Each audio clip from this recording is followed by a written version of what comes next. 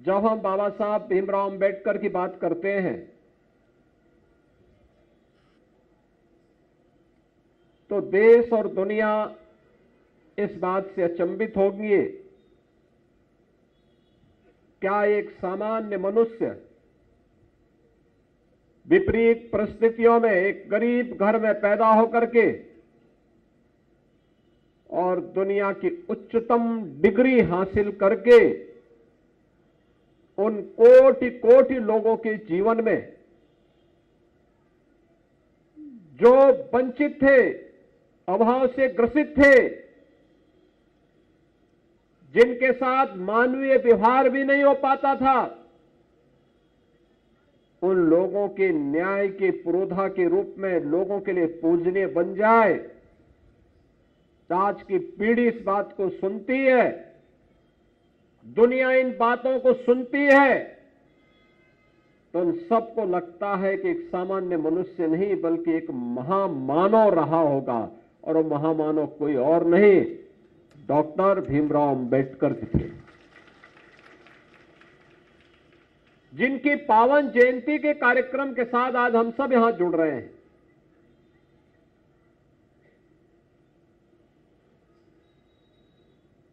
अठारह सौ 91 में मध्य प्रदेश के मऊ में उनका जन्म होता है और जन्म लेने के बाद उन्होंने प्रारंभिक शिक्षा अर्जित करने और आगे की पढ़ाई के लिए जब कार्य करने के लिए मन में उनकी विलक्षण बुद्धि, कुछ करने की तमन्ना का ये भाव जो उनके मन में था, इस कार्यक्रम के साथ जब वो जुड़े तो उच्च शिक्षा के लिए, उच्च डिग्री हासिल करने के लिए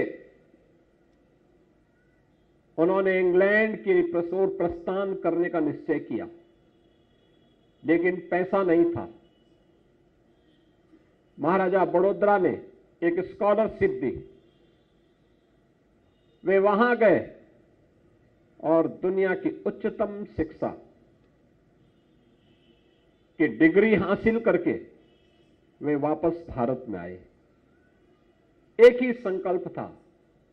अपने लिए नहीं, इन कोटि कोटि मानवों को उनका मानव होने का अधिकार दिलाना है, उन वंचितों और दलितों को